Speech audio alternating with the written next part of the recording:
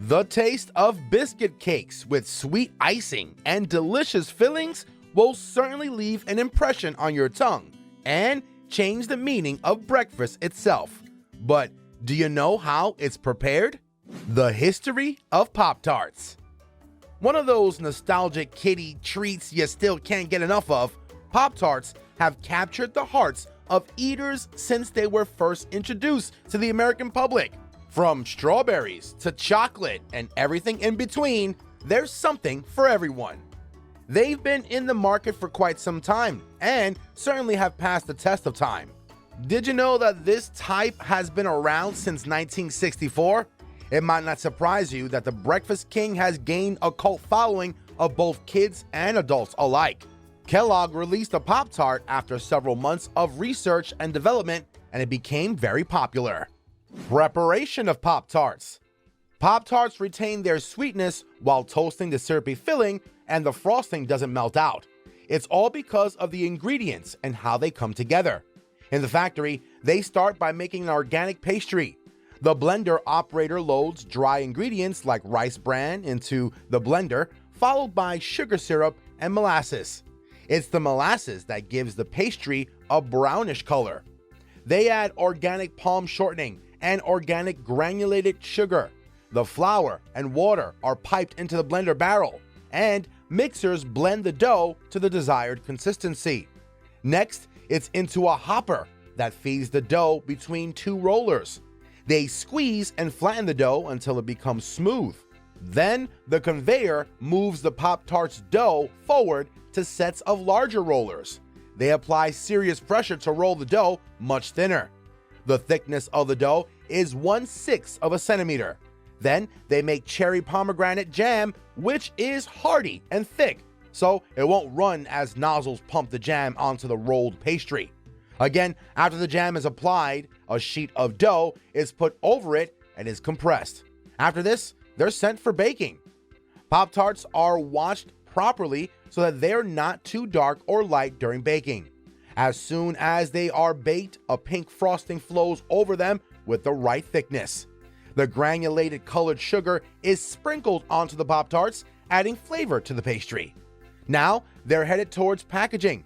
They're wrapped and they can be preserved for 8 months. They're finally sent to shops and then reach you. But if you want to try making Pop-Tarts, here's how you can make them.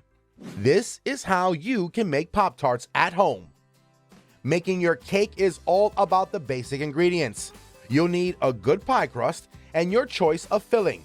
Plus, there are bells and whistles, the icing, the sugar sprinkles, but they're optional and often superfluous. If you have quality ingredients and a good batter, loading up your tart can overpower the taste and texture. Although the original Kellogg's Pop-Tart and some excellent tarts use more buttery dough than the traditional brisée, there is something to be said about the unbelievably beautiful architecture of a good pie crust, though. You can use any basic cake recipe, your personal favorite, your favorite pastry chef or cookbook author's recipe, or your grandma's recipe. After preparing the dough, simply roll it out. Add the filling by the spoonful and cover it with the second piece of dough.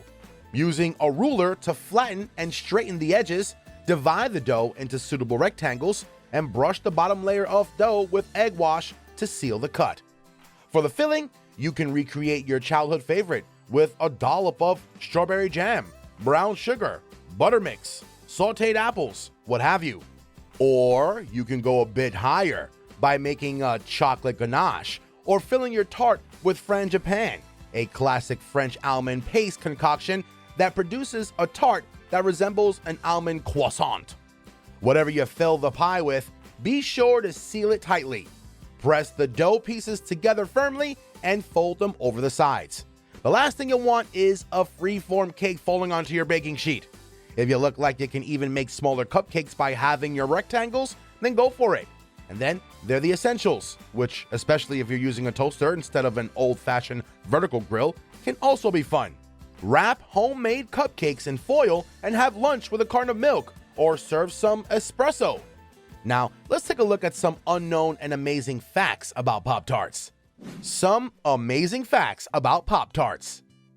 Until the 1960s, Toasters served one purpose: toasting bread. That all changed after tarts took over the breakfast scene. The marketing genius of Pop-Tarts is that a snack can be ready in 30 seconds by simply popping it into the toaster. It was a big hit with working families who needed a quick breakfast option. According to Adweek, Pop-Tarts came about at a time when more women were entering the workforce. As more women went to work in the 1970s and 1980s, it became clear that breakfast had to be hassle-free. Pop-Tarts are the best solution to this problem. We do all kinds of things on the grill today. Items like frozen waffles, sweet potato toast, and leftover onions have given grilling a whole new meaning. While someone may at one point in time have had the brilliant idea of using a toaster for something other than bread, the popularity of Pop-Tarts opened the door for grilling options. Psychology involved in offering 2 cookies. There's likely a bit of psychology involved in the company's decision to offer 2 cookies per case, even though the portion size is 1. It's a perfectly natural thing. When you have the chance to eat 2, and there's quite a bit of motivation driven by the easy pie dilemma, eat both. These people are smart and cunning. Another reason why Pop-Tarts came in packs of 2 is economical.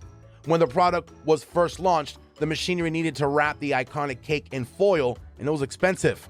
So, for half of the machine's budget, Kellogg's could package 2 pies and sell them to hungry consumers for a win-win.